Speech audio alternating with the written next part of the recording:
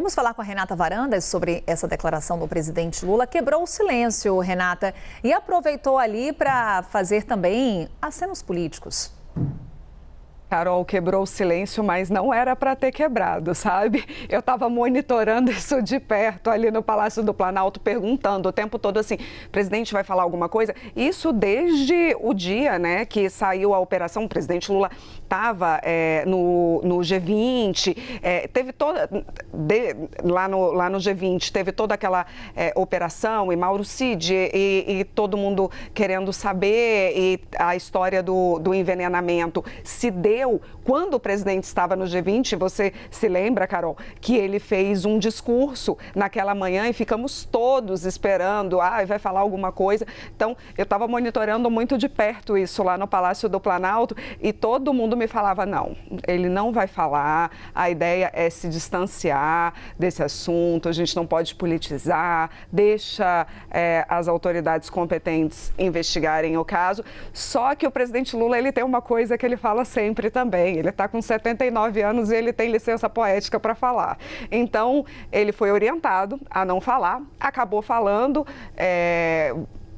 até num tom bem humorado, perto de tudo isso que aconteceu, mas a ideia era que ele não entrasse nessa bola dividida, justamente para não politizar as investigações. E por quê, Carol? Porque quando você politiza investigação, você enfraquece a investigação. A investigação pode estar robusta o que for, a gente sabe que quando você leva para o lado político, você enfraquece a investigação. Então, a ideia, o que era? Desde lá do G20, era mobilizar os ministros para poder falar, deixa isso na boca dos ministros, deixa isso na boca dos parlamentares, e quando a gente até fala da própria militância também, né? Então, deixa a esquerda falar e fica distante dessa discussão. Mas, claro, ele acabou tocando no assunto, tentou também não estender demais, mas eu lembro aqui até de fatos curiosos.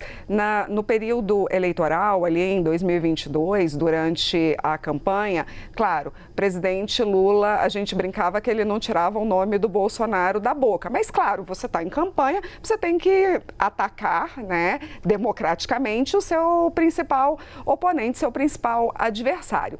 Quando acabou a campanha, o presidente Lula ganhou, o presidente Lula parecia que não tinha descido do palanque. Ele continuava o tempo todo falando do Bolsonaro. Ao invés dele atacar o governo anterior, ele passava o tempo todo relembrando o Bolsonaro. E a gente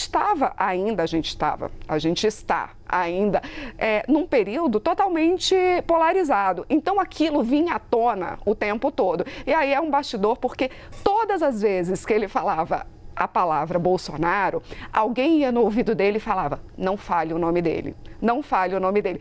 Tanto é que ele foi se habituando, e a gente pode ver que atualmente, várias vezes, ele quer falar do ex-presidente Jair Bolsonaro e ele fala, aquela pessoa que eu não posso falar o nome, aquele que governou o país. Ele quer falar do presidente Bolsonaro, mas ele não fala o nome do Bolsonaro justamente porque ele foi muito orientado a não falar mais do Bolsonaro, porque simplesmente a campanha acabou.